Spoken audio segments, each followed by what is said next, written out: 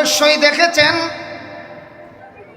ঘন কুয়াশার সময়ে ড্রাইভার যখন গাড়ি চালায়, ঘন কুয়াশায় গ্লাস যখন অন্ধকার হয়ে যায়, ড্রাইভার গ্লাস মুছে ভিতর দিয়ে, একদিক দিয়ে মুছে পরিষ্কার হয় বাহিরে।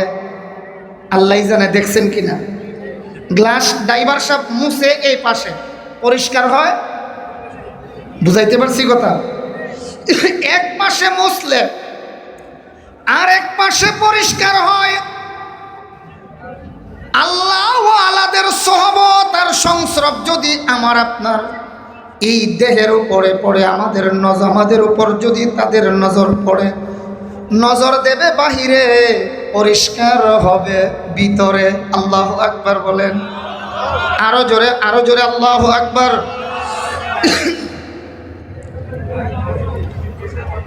পানিতে চলে কচ্ছপ, আপনারা চিনেননি কচ্ছপ? এভাবে যে মাথা বের করে চলে, চিনেন? আল্লামা কামাল উদ্দিন দামিরি রাহিমাহুল্লাহ বড় সুন্দর করে লিখেন, কচ্ছপ যখন ডিম পারে, ডিম মুরগি, হাঁস মুরগি ডিম পারলে এটার উপরে মুরগি বৈশা তাপ দেয়। তাপ আপনারা কি বলেন জানি না, তাপ দেওয়া বা আমরা আঞ্চলিক ভাষায় কই দেওয়া। এটার উপরে বসে তাপ দেয়, আর এই তাপ দেওয়ার কারণে ডিম থেকে বাচ্চা ফুটে যায়। কিন্তু তিনি বড় সুন্দর করে লেখেন, কচ্ছপ যখন ডিম পাড়ে, এই কচ্ছপ ডিমটা পাইরা একটু দূরে আইসা এইভাবে তাকায়া থাকে। আল্লাহ তাআলা কচ্ছপের চোখের মধ্যে এমন একটা আলো আর জ্যোতি পাওয়ার দিয়েছে, তাকায়া থাকার কারণে এই যে আলো আর রোশনিটা গিয়া পড়ে, এই পাওয়ারের বরকতে আল্লাহ তাআলা কচ্ছপের ডিমের ভেতর থেকে বাচ্চা ফুটায়া দেন।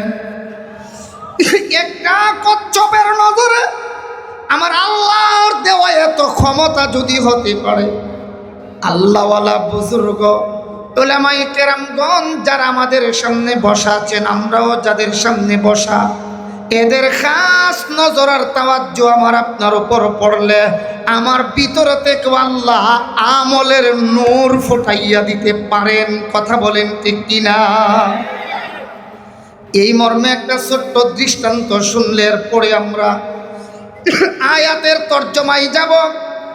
সূরাতুল কাহফের 28 নম্বর আয়াত আমি আপনাদের সামনে তিলাওয়াত করেছি।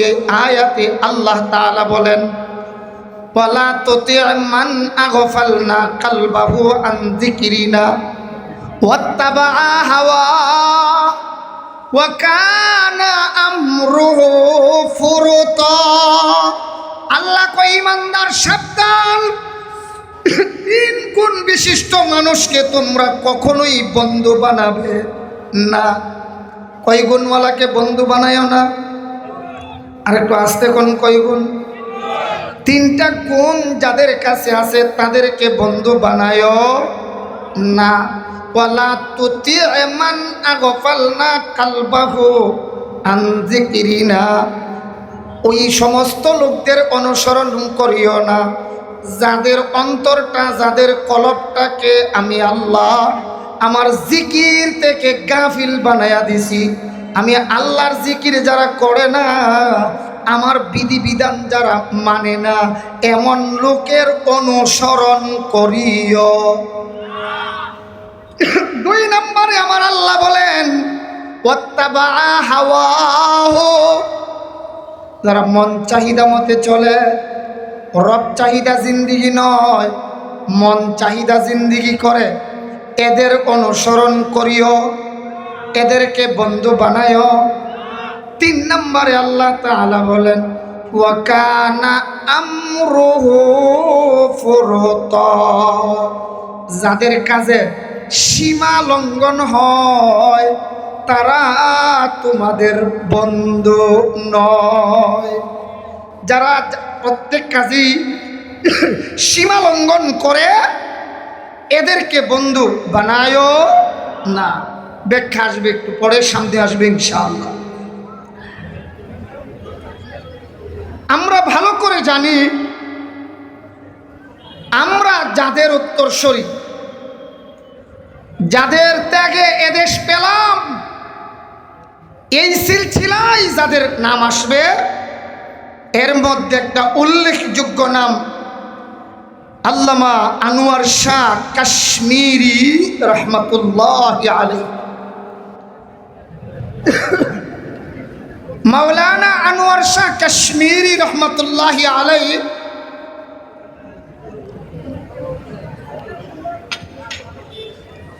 একবার লাহোরের বড় জামে মসজিদে বয়ান করছিলেন। সেই যুগের এক দার্শনিক কবি আল্লামা ইকবাল, কবি ইকবালের এক বন্ধু কবি ইকবালকে বলতেছে, ইকবাল, শুনেছি লাহোরের জামে মসজিদে মাওলানা আনোয়ার শাহ কাশ্মীরি এসেছেন, চলো না, এত বড় আলিম তিনি, ওনার সাথে একটু সাক্ষাৎ করে আসে। আল্লামা ইকবাল ভেবেছিল মাওলানা সাহেবের কাছে গেলে আর পাওয়াই যাবে কি, এই জন্যে কবি ইকবাল বন্ধুর সাথে জবাব দিল, ভাই আমার হাতে সময় নাই। সবাই বলেন, আমার হাতে সময় নাই। এই কথা বলার পরেও কবি ইকবালের বন্ধু ভাবলেন, আমি তাকে যেভাবেই হোক, একজন আল্লাহওয়ালা বুজুর্গ আলিম আনোয়ার শাহ কাশ্মীরি রহমতুল্লাহ আলাইহি, ওনার কাছে তাকে নিয়ে ছাড়ব, কারণ আল্লাহওয়ালাদের সোহবতের দ্বারা অনেক কিছু পাওয়া যায়। এজন্যে বন্ধু বারবার গিয়ে বলে, আপনারা সজাগ থাকলে একটু জোরে আওয়াজ দেবেন, আশেপাশে যে আওয়াজ হইতেছে এই আওয়াজগুলি যেন আমাদের কানে না পৌঁছে, আপনারা আওয়াজ দিলে সুন্দর হবে। পারবেন তো ইনশাআল্লাহ? এই আওয়াজের পরিবেশ নষ্ট হয়।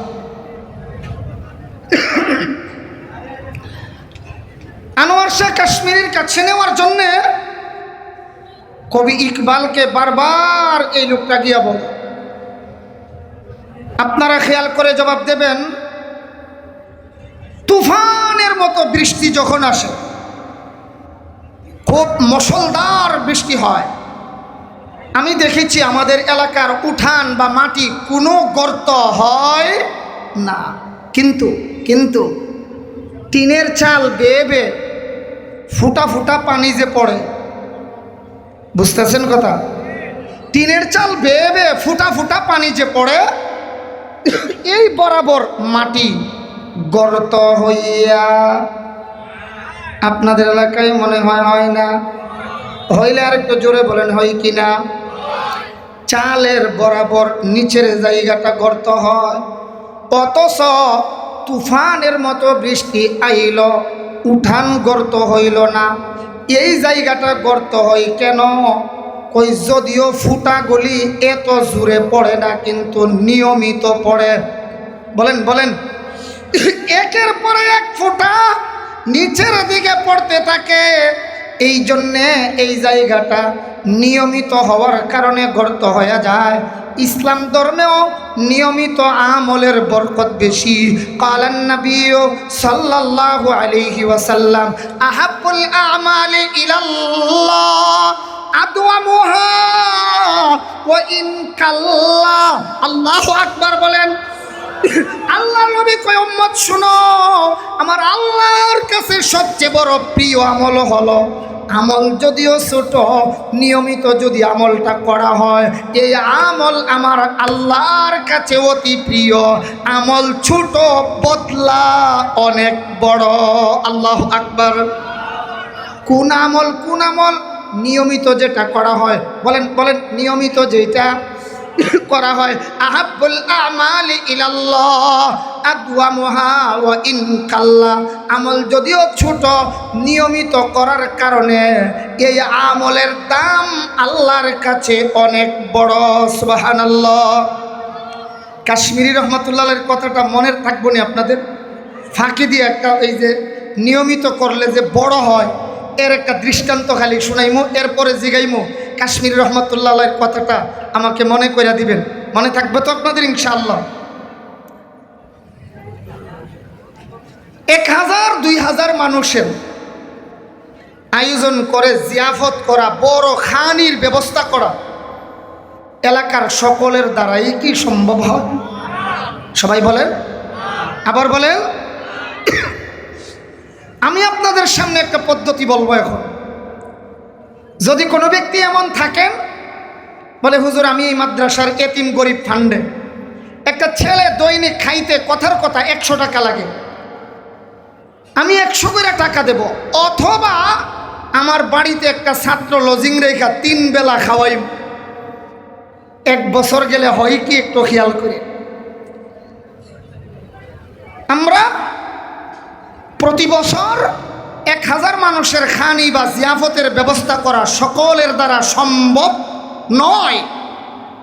আর যদি সম্ভব হয়, এই বাড়িতে যারা খানা খাইব খাইয়া যাইবার সময় সবাই আপনার প্রশংসা করবে।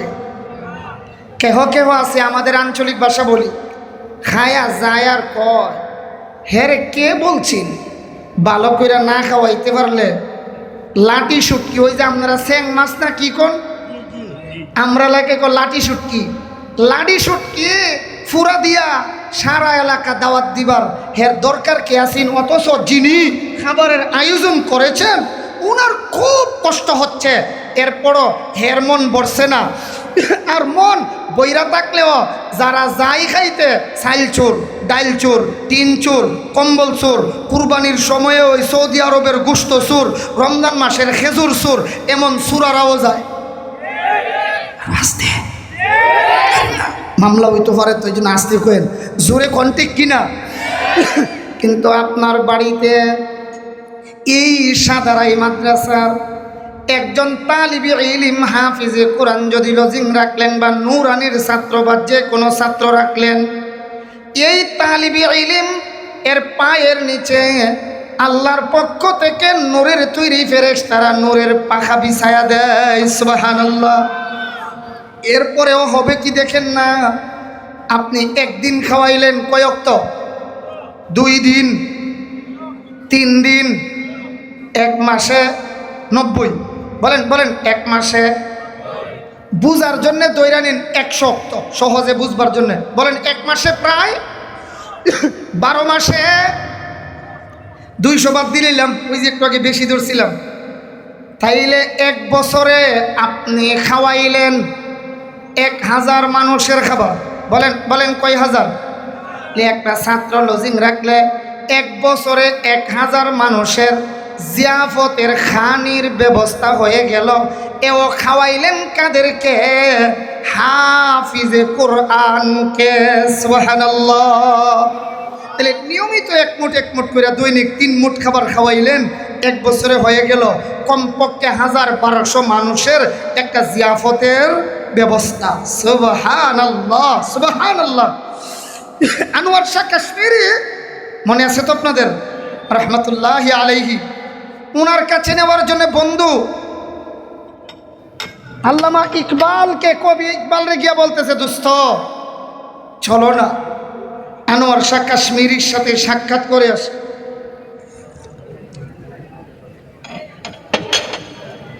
বারবার বলতে বলতে এক পর্যায়ে কবি ইকবাল রাজি হয়েছে। রাজি হয়ে আনোয়ার শাহ কাশ্মীরি রহিমাহুল্লাহর সান্নিধ্যে গেছে, দরবারে গেছে। গিয়া দেখেন অনেক মানুষ বসা, তিনি একেবারে সবার পেছনে বসছে ইকবাল।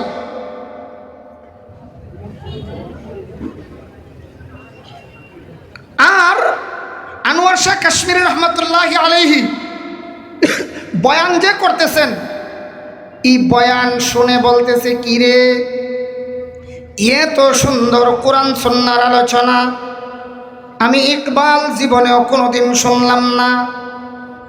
সবচেয়ে বড় আশ্চর্য হয়েছে, বয়ানের পরে প্রশ্নোত্তর একটা পর্ব ছিল, প্রশ্নোত্তর পর্ব। হাজার হাজার মানুষ প্রশ্ন করতেছে একের পরে এক, একজন এক এক বিষয়ে প্রশ্ন করেন। আর আনোয়ার শাহ কাশ্মীরি রহমাতুল্লাহ আলাইহি জবাব দিতেন। এইগুলি দেখে কই কি রে, শত শত বিষয়ে প্রশ্ন করা হচ্ছে আর তিনি জবাব দিচ্ছেন। আমরা যারা জ্ঞান অর্জন করেছি, ডক্টরেট অর্জন করেছি, এক একটা বিষয়ের ডক্টর, একজন দাঁতের ডাক্তার, আর একজন নাক কান গলার ডাক্তার, আর একজন মেডিসিন বিশেষজ্ঞ, এইভাবে আলাদা আলাদা। কিন্তু মাওলানা সাহেব এত বড় বিশেষজ্ঞ যে যেই বিষয়ে প্রশ্ন করে সেই বিষয়ে তিনি জবাব দিতে পারেন। আল্লাহু আকবার বলেন। আর কাশ্মীরি রহমাতুল্লাহ আলাইহি বারবার ওই যে আইসা বসছিলেন, মনাসির নাম কবি, সবাই বলেন, আরো আসতে বলেন, আর একটু জোরে বলেন, কবি ইকবালের দিকে বারবারে তাকায়। তাকানোর মধ্যে, দৃষ্টির মধ্যেও কিন্তু একটা বরকত। না কিতাবों से ना वाज़ों से नजर से है पैदा, दिल जिंदा होता है बुजुर्गों की नजरों से पैदा। अल्लाहु আকবার। আল্লাহ ওয়ালাদের দৃষ্টির দ্বারা আমাদের মতো গুনাহগারদের দিল জিন্দা হয়। আল্লাহু আকবার। আল্লাহর ওলির তাকায় আর তার মধ্যে পরিবর্তন শুরু হয়েছে। এক পর্যায়ে পেছন থেকে দৌড় মাইরা আল্লামা ইকবাল আনোয়ার শাহ কাশ্মীরি रहमतुल्लाह अलैह কাছে এসে কয়, হযরত मेरे लिए कुछ दुआ करना है। সুবহানাল্লাহ বলবেন না? হুজুর আমার জন্য একটু দোয়া করেন। বলেন হুজুর আমার জন্য একটু। যে মাত্র এই কথা বলছে, সাথে সাথে কাশ্মীরি রহমাতুল্লাহ আলাইহি বলেন, তেরি লিয়ে দোয়া করনা মুঝসে মুমকিন নেহি, তোমার জন্য দোয়া করা আমার দ্বারা সম্ভব। আরো জোরে কোন সম্ভব? জিজ্ঞেস করা হলো, হযরত মেরে লিয়ে দোয়া করনা মুমকিন কেউ নেহি, আমার জন্য দোয়া করা সম্ভব নয় কেন? আমরা হইলে হেকমতের দোহাই দিয়া বিভিন্ন জবাব দিতাম, কিন্তু আল্লামা আনোয়ার শাহ কাশ্মীরি রহমাতুল্লাহ আলাইহি হেকমতের দোহাই দিয়া অন্যদিকে গেলেন না, পাশ কাটালেন না। তিনি সুন্দর করে বলেন, তুমি তো কাদিয়ানি কমিটি কি সেক্রেটারি হ্যাঁ, তুমি তো কাদিয়ানি কমিটির সেক্রেটারি, তোমার জন্য আমি কিসের দোয়া করব? তোমার জন্য আমি দোয়া করতে পারব না। সাথে সাথেই এখান থেকে কবি ইকবাল বের হইয়া এলাকায় চলে গেল। এলাকায় গিয়া কাদিয়ানি কমিটির মিটিং ডাকছে। মিটিং ডাইকা স্বেচ্ছায় সজ্ঞানে তিনি বললেন, আজ থেকে আমি কাদিয়ানিদের কেউ না, কাদিয়ানিরাও আমার কেউ না, আমি স্বেচ্ছায় ইস্তিফা দিলাম, বিদায় নিলাম। এখান থেকে রিজাইন লেটার লইয়া সাথে সাথে আবার সুন্দর করে কাশ্মীরি রহমাতুল্লাহ আলাইহির কাছে গেলেন। কাছে গিয়া দেখায় কই, হযরত আমি কাদিয়ানি থেকে বের হয়ে গেছি, কাদিয়ানিরা আমার কেউ, আমিও তাদের কেউ না। এখন আমার জন্য আপনি একটু দোয়া করেন। এবার আল্লাহর ওলি তার দিকে তাকায়, তাকাইয়া সুন্দর করে দোয়া যখন শুরু করলেন আর তার দিকে তাকাইলেন, এই তাকানোর তাজাল্লির বরকতে ওই সময় জুশের সময়ে যেই কথাটা বলছিল, গার তামান্না হে দর্দে দিল কি তুকার খেদমত ফকিরো কে নাহি মিলতা হে গওহার বাদশাহু কি খাজিনো মে। আল্লাহু আকবার। ওই সময় আল্লামা ইকবাল বলেছিল, এ পৃথিবীর মানুষ, গার তামান্না হে দর্দ দিল কি তুকার খেদমত ফকিরো কি नहीं मिलता है ये गौहर বাদশাহোं की खजीनों में যদি কিছু চাও আল্লাহ থেকে যদি কিছু পেতে চাও তাইলে আল্লাহ ওয়ালাদের পেছনে যাও, তাদের সোহবত নিলে কিছু অর্জন করা সম্ভব হবে। বাদশাদের খাজানায় গেলে যা পাওয়া যায় না, আল্লাহ ওয়ালাদের সোহবতে আসলে তা পাওয়া যায়। এই জন্য আমার আল্লাহ সূরাতুল কাহফের 28 নম্বর আয়াতে আমাদেরকে দিক নির্দেশনা দিচ্ছেন। মানুষ 3 প্রকার মানুষকে সঙ্গী বানায় না, 3 দল মানুষের অনুসরণ করিও না। আর আমি যে হাদিসখানা তিলাওয়াত করেছি, হযরত ইবনে আব্বাস রাদিয়াল্লাহু তাআলা আনহুমা বর্ণনা করেন, কোন একজন সাহাবী আল্লাহর নবীকে প্রশ্ন করলেন, কিলা ইয়া রাসূলুল্লাহ আইয়ু জুলাসাইনা খায়র।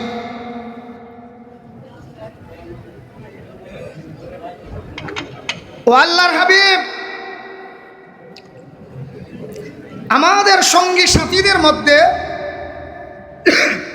উত্তম সঙ্গীকে আমরা কাকে সঙ্গী বানাবো, কাকে বন্ধু নির্বাচিত করব, এটা জানতে চায়।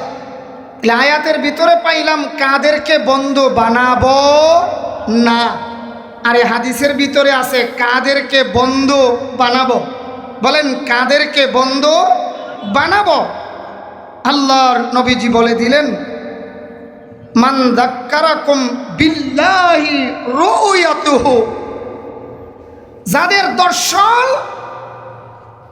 আমাদেরকে আল্লাহর কথা স্মরণ করিয়ে দেয়, যাদের দিকে তাকাইলে আল্লাহর কথা স্মরণ হয়, তোমরা এমন লোকদেরকে ভালোবাসো, এমন লোকদেরকে বন্ধু বানাও। সুবহানাল্লাহ বলবেন না? ও যাদা ফি ইলমিকুম মানতিকুহু, যাদের কথা তোমার ইসলামিক জ্ঞান বাড়ে, যাদের কথাই তোমার ইসলামিক জ্ঞান বাড়ে, এমন লোককে ভালোবাসো, মহাব্বত করো।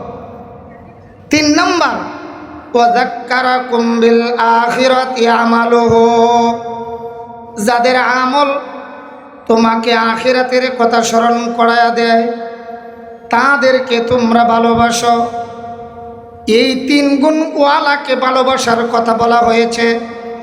তাইলে আমরা ভালোবাসবো আল্লাহ ওয়ালাদেরকে। বলেন বলেন কাদেরকে? আল্লাহ ওয়ালাদেরকে। আল্লাহ ওয়ালাদের সহবতে গেলে আমরা আমাদের অনেক অজানা কথা জানতে পারি। যেমন আমাদের এই মাদ্রাসা, একটু খেয়াল করে জবাব দেবেন, আমরা যারা এখানে আছি, আমরা সবাই আমাদের মা বাবার ইন্তিকালের পর সহি তরিকায় জানাজা পড়াইয়া মা বাবারে বিদায় দেওয়া আমাদের সবার দ্বারা সম্ভব। বলেন সবাই পারবো? জানাজা সবাই পড়াতে পারবো? কিন্তু আপনাদের কি ধারণা আর কি বাস্তবতা, এই মাদ্রাসার বড় ক্লাসের কোনো ছাত্র না, একেবারে প্লে আর নার্সারিতে যারা পড়ে, মানে নুরানি বিভাগে পড়ে, এমন ছাত্রদের দ্বারা জানাজা নামাজ প্র্যাকটিক্যালে পড়ানো, প্রদর্শনীতে দেখানো, আপনারা কি বলেন সম্ভব কি না? এমনকি অনেক সময় তো দেখা যায় বড় বড় মুফতি মুহাদ্দিস যারা, আমরাও যখন আপনাদের মতো সাধারণ পাবলিকদের সামনে প্রথম জুমা পড়াতে দাঁড়ায়, অনেক সময় কিয়ামতে সুগরা কায়েম হয়ে যায়, শরীরে কম্পন শুরু হয়।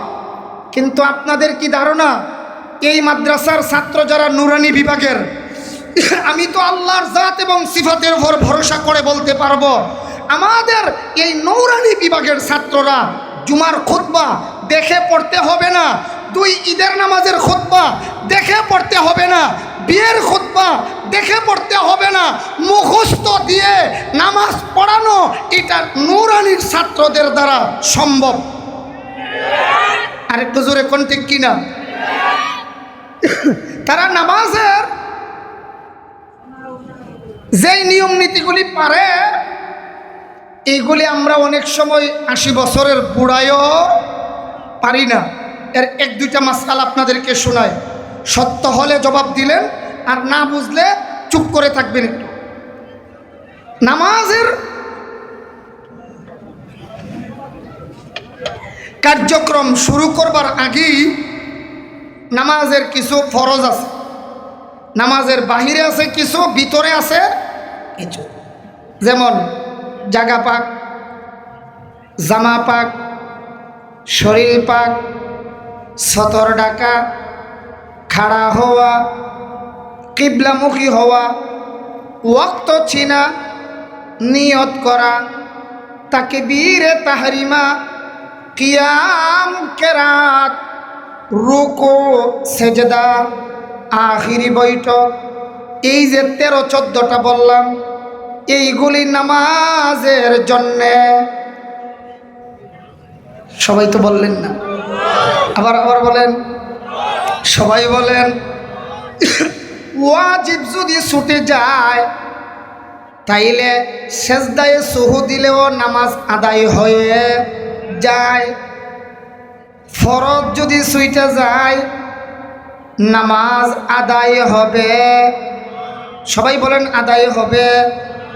তাহলে আমরা যে দীর্ঘদিন ধরে নামাজ পড়তেছি, এই মাদ্রাসায় নামাজ কেমনে পড়ানো হয়, শেখানো হয়, আর আমরা অনেকে 80 বছর ধরে কেমনে নামাজ পড়তেছি একটু খেয়াল করবো। এখানে এই 13-14টা ফরজের মধ্যে একটা ফরজের একটা অংশের মাসআলা আপনাদেরকে শোনায়। কেরাত, এটা নামাজের জন্য ফরজ। বলেন কেরাত নামাজের জন্য। আবার বলেন কেরাত নামাজের জন্য। তো নামাজে দাঁড়াইয়া আমরা কেরাত পড়ি অন্তত 3 পদ্ধতিতে, একটু খেয়াল করেন। নামাজে দাঁড়াইলাম, আল্লাহু আকবার, ইমাম সাহেব ফজর, মাগরিব, ঈশা, এই 3 ওয়াক্তের মধ্যে কেরাত পড়েন। জোরে বলেন না, সবাই বলেন কেরাত পড়েন জোরে। আলহামদুলিল্লাহি রাব্বিল আলামিন আর রহমানির রহিম। এটা হলো এক পদ্ধতি। এখন একটি আমার দিকে তাকাইয়া খেয়াল করতে হবে। 2 নম্বর, আলহামদুলিল্লাহি রাব্বিল আলামিন আর রহমানির রহিম, নিজের কানে যেন নিজে শোনা যায়, এটা হইল দ্বিতীয় পদ্ধতি। কয়টা গেল? সবাই বলি। 3 নম্বরটা খেয়াল করেন।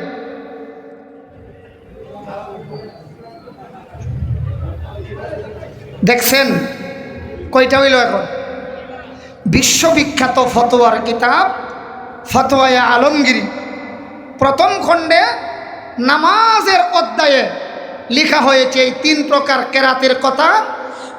প্রথম আমি যেই পদ্ধতিটা দেখাইছি, এইটাকে ফুকাহায়ে কেরামদের পরিভাষায় বলা হয় জোরে পড়া। বলেন এটাকে কি বলা হয়? এরপরে যে দেখাইলাম নিজের কানে নিজে শুই না পড়া, এইটাকে বলা হয়েছে আস্তে পড়া। আস্তে পড়ার অর্থ কিন্তু মনে মনে পড়া নয়। বলেন আস্তে পড়ার অর্থ? খুব কঠিন হইতেছে মনে হয় কথা। বলেন আস্তে পড়ার অর্থ মনে মনে পড়া নয়। আস্তে পড়ার অর্থ হইল অন্তত নিজের পড়াটা নিজের কানে শুনতে হবে। বলেন নিজের পড়াটা নিজের কানে শুনতে হবে। 3 নম্বরে যেই পদ্ধতিটা দেখাইলাম, এটার ব্যাপারে লেখছে এইটা কোনো ফরাওই না। বলেন বলেন 3 নম্বর পদ্ধতি, ঠোঁট বন্ধ করে যারা, এটা কোনো পড়াওই। আবার বলেন এটা কোনো পড়াওই। আমি বলবো 80 বছরের বুড়া চাচা, 80 বছর ধরে যে নামাজ পড়তেছেন ঠোঁট বন্ধ কইরা, নামাজ 80 বছরের নামাজ হওয়া তো দূরের কথা, 1 রাকাত নামাজও জীবনে আদায় হইছে না। যারা ঠোঁট বন্ধ কইরা কেরাত পড়লাম, যদি জিজ্ঞেস করা হয় কেন, কেনর জবাব আপনারা আমরা না পারলেও এই মাদ্রাসার নুরানি বিভাগের ছাত্রদেরকে জিজ্ঞেস করলে বলতে পারবে। বলে হুজুর কেমনে? এরা বলতে পারবে কেন নামাজটা হবে না। এ ভাই স্কুলে গেলে আমরা পড়াই 1 2 3 A B C D ক খ গ গ ঘ স্বরে অ স্বরে আ। আপনারা বুঝা থাকলে জবাব দিবেন। প্রত্যেকটা অক্ষরের অবশ্যই উচ্চারণের আলাদা আলাদা জায়গা আছে। বলেন আলাদা আলাদা জায়গা। এটাকে শুদ্ধ বাংলায় বলা হয় উচ্চারণস্থল। বলেন উচ্চারণস। আমরা মাদ্রাসার ছাত্ররা কয় আরবিতে মাখরাজ। বলেন আরবিতে কি কয়? সবাই বলেন। তো নুরানি বিভাগে আসলে দেখবেন ছাত্ররা পড়ে আরবি হরফ 29টি, মাখরাজ 17টি। 1 নম্বর মাখরাজ হলকের শুরু হইতে হামজা হা উচ্চারিত হয়। তাইলে বোঝা গেল প্রত্যেকটা হরফের আলাদা আলাদা মাখরাজ আছে। বলেন আলাদা আলাদা মাখরাজ। টুট বন্ধ করে যদি পড়া হয় আপনার আমার কেরাত হইল না, মাখরাজ থেকে আদায় হইল। তাহলে একটু পরীক্ষা করে দেখেন না। আমিও টুট বন্ধ করি, আপনারাও বন্ধ করে একটু আলহামদুলিল্লাহি রব্বিল আলামিন এতটুকু আয়াত পড়তে পারেননি, একটু দেখেন না। আমি তো পারলাম না, আপনারা পারছেন? ঠোঁট বন্ধ করে একটা অক্ষর উচ্চারণ করার কোনো ব্যবস্থা আছে? দেখেন না, কোনো ব্যবস্থা আছে? তাইলে ঠোঁট বন্ধ করে যে 80 বছর নামাজ পড়ছেন, নামাজ হইছে? বলেন বলেন নামাজ আদায় হইছে? সবাই বলেন নামাজ আদায় হইল? হইল না। এজন্যে সাবধান। আমার